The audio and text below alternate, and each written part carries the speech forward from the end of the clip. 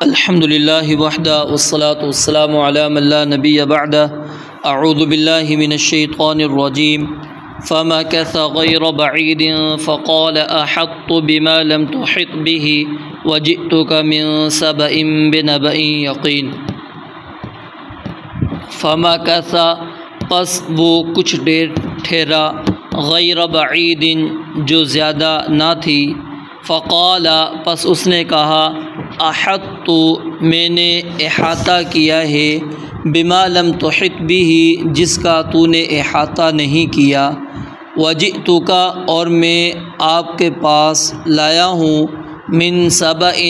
سبا سے، بنبأ یقین ایک یقینی خبر۔ گزشتہ آیت کے اندر ہم نے یہ بات پڑھی تھی کہ جب سیدنا سلیمان علیہ السلام نے پرندوں کا جائزہ لیا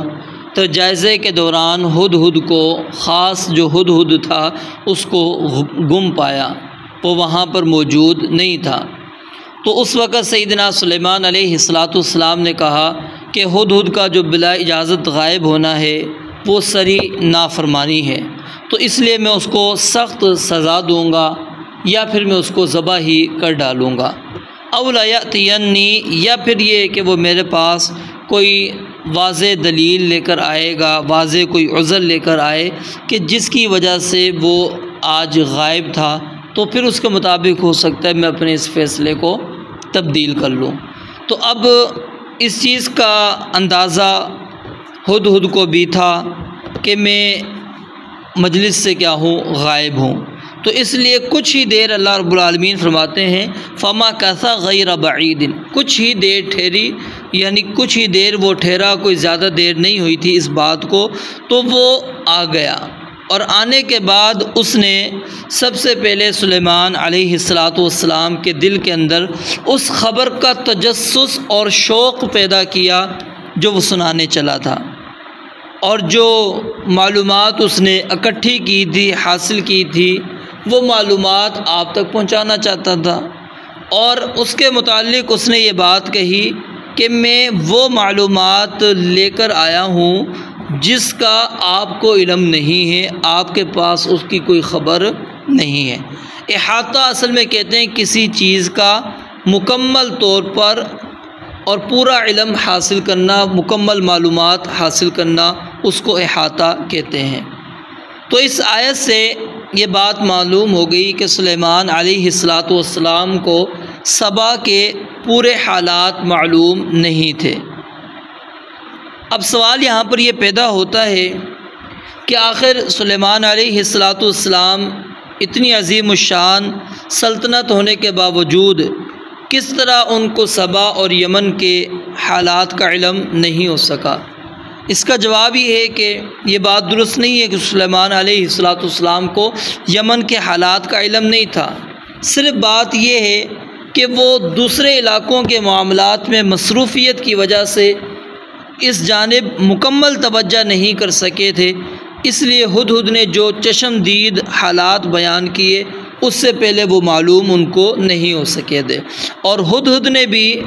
علم کی نفی نہیں کی بلکہ احاطہ علم کی نفی کی ہے۔ احطت بما لم تحط به، یہ نہیں کہا کہ آپ کو معلومات نہیں، بلکہ احاطے کی بات کی ہے کہ جو چیزیں میں دیکھ کر آیا ہوں، جس کا جائزہ میں نے لیا ہے، جن کو میں گھیر کر آیا ہوں، ان کے بارے میں آپ کو علم نہیں ہے۔ اور وہ کیا تھا؟ عورت کے حکمران ہونے کے متعلق اور اس کی قوم کے حالات کے متعلق کہ وہ سورج کی عبادت کرتے ہیں۔ تو اس چیز کو جو ہدہد نے محسوس کیا اس نے سلیمان علیہ السلام کے سامنے پیش کیا۔ اب غور کریں، سلیمان علیہ السلام عظیم شان پیغمبر ہیں، اور جن کے متعلق خود اللہ رب العالمین نے یہ بات بیان فرمائی ہے وَلَقَدْ آتَيْنَا دَاوُودَ وَسُلَيْمَانَ عِلْمًا، کہ ہم نے سلیمان علیہ السلام اور داود علیہ السلام کو ایک علم عطا کیا ہے۔ اب ان کے مقابلے میں علمی لحاظ سے ہدہد کی کوئی حیثیت نہیں تھی، لیکن اس کے باوجود ہدہد کا دعویٰ کیا ہے کہ میں نے اس بات کا احاطہ کیا ہے جس کا آپ نے احاطہ نہیں کیا۔ تو سلیمان علیہ السلام اس جملے پر نہ ہی ناراض ہوئے اور نہ ہی اس کو گستاخ قرار دیا۔ تو اس آیت سے یعنی یہ مسئلہ بھی ثابت ہو گیا کہ ایک کم مرتبہ شخص کو کوئی ایسی بات معلوم ہو سکتی ہے جو اس سے عالی مرتبے والے کو معلوم نہ ہو۔ مثال کے طور پر 3 مرتبہ اجازت والا مسئلہ کہ آپ نے کسی کے گھر پر جانا ہے، دستک دینی ہے، تو 3 دفعہ آپ نے اجازت طلب کرنی ہے۔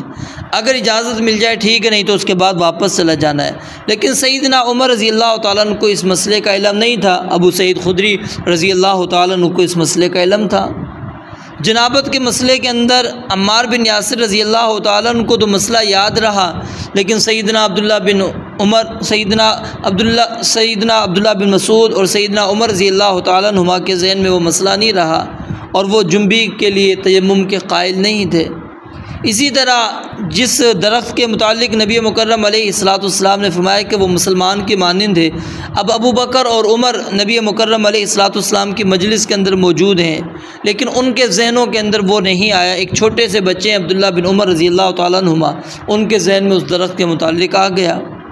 اسی طرح صحیح بخاری کی ایک حدیث ہے، امرت ان اقاتل الناس حتی یشہدوا ان لا الہ الا اللہ وان محمد الرسول اللہ ویقیموا الصلاۃ ویؤتوا الزکاۃ۔ اب یہ سیدنا عبداللہ بن عمر رضی اللہ تعالیٰ عنہ کو تو حدیث معلوم تھی، لیکن سیدنا ابو بکر کو اور سیدنا عمر رضی اللہ تعالیٰ عنہما کو اس حدیث کا علم نہیں تھا۔ تو اب یہ نہیں ہے کہ بسا اوقات اکابر صحابہ سے اگر کوئی سنت، کوئی دلیل مخفی رہ گئی ہے اور دوسرے صحابہ اس پر مطلع ہو گئے ہیں، تو یہ ان کے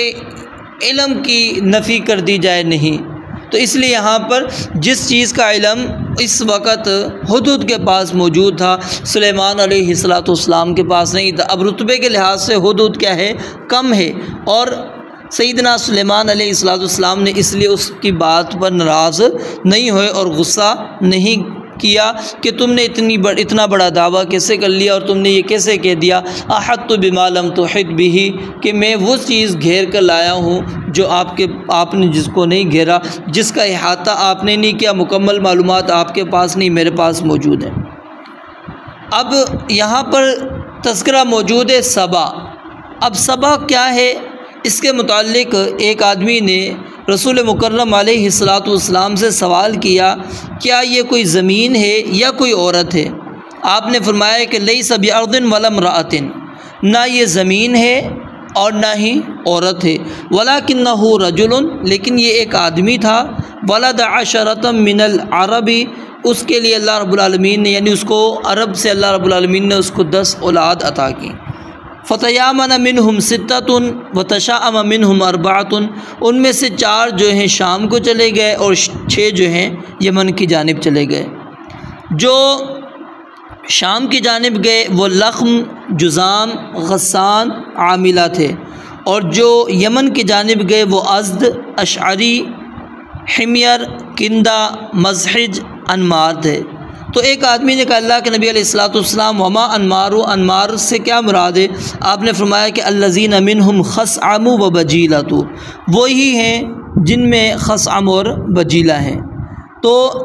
بعد میں کیا ہے اس قوم کا اور یمن کے اس شہر کا نام جو ہے سبا پڑ گیا۔ حقیقت کے اندر کیا ہے یہ ایک فرد تھا، اور پھر اس کی 10 اولادیں تھیں جو مختلف علاقوں کے اندر یعنی شام اور یمن کی جانب پھیل گئے تھے۔ اور یمن کا جو موجودہ دارالحکومت ہے صنعاء، اس سے تقریباً یہ 25 میل کے فاصلے کے اوپر یہ علاقہ موجود ہے۔ یہاں پر ایک اور نقطہ ہے، وہ سمجھنے والی بات ہے، وہ بھی سمجھ لیں کہ سلیمان علیہ السلام کیا تھے؟ اللہ کے نبی تھے، لیکن یہ خبر ان کے پاس موجود نہیں تھی۔ نبی کس لفظ سے ہے؟ نبا ان سے، لیکن نبا ان کے پاس نہیں تھی، خبر نہیں تھی۔ ہدہد نبی نہیں تھا، لیکن عظیم خبر اس کے پاس یہ موجود تھی۔ تو اس سے یہ بات معلوم ہو گئی کہ نبی کے پاس ہر خبر نہیں ہوتی، اور نہ ہی وہ عالم الغیب ہوتا ہے، بلکہ اس کے پاس صرف اتنی ہی خبر ہوتی ہے جو اللہ رب العالمین اس کو بتلا دے، اور کسی خبر سے کوئی شخص نبی نہیں بن جاتا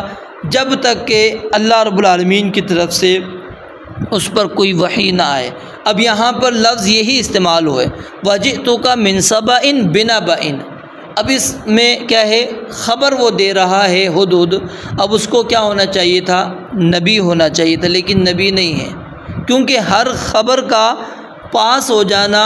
یہ نبوت کی دلیل نہیں ہے۔ تو اس آیت سے جو چیزیں ہمیں سمجھ میں آئی وہ یہی ہے کہ اگر کم رتبے والا شخص آپ کو کسی چیز کے متعلق معلومات دیتا ہے تو آپ کو اس پر ناراض نہیں ہونا چاہیے، غصہ نہیں کرنا چاہیے، بلکہ اس کے علم سے استفادہ حاصل کرنا چاہیے، فائدہ حاصل کرنا چاہیے، اس کے علم سے مستفید ہونا چاہیے۔ اور سیدنا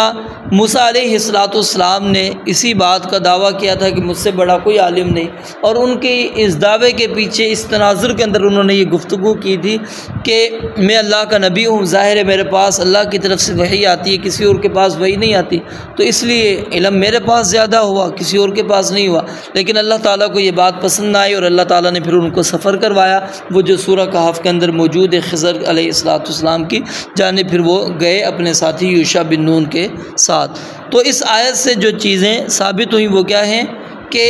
کم رتبے والا شخص وہ اگر آپ کو خبر دے تو اس کی خبر کو غور سے سننا چاہیے، اور اس کی معلومات کے مطابق پھر انسان کو اگر وہ سمجھتا ہے کہ معلومات اس کی درست ہے تو اس کے اپنانا بھی چاہیے۔ رب العالمین سے دعا ہے اللہ تعالیٰ سمجھنے عمل کرنے کی توفیق عطا فرمائے۔ وآخر دعوانا الحمدللہ رب العالمین۔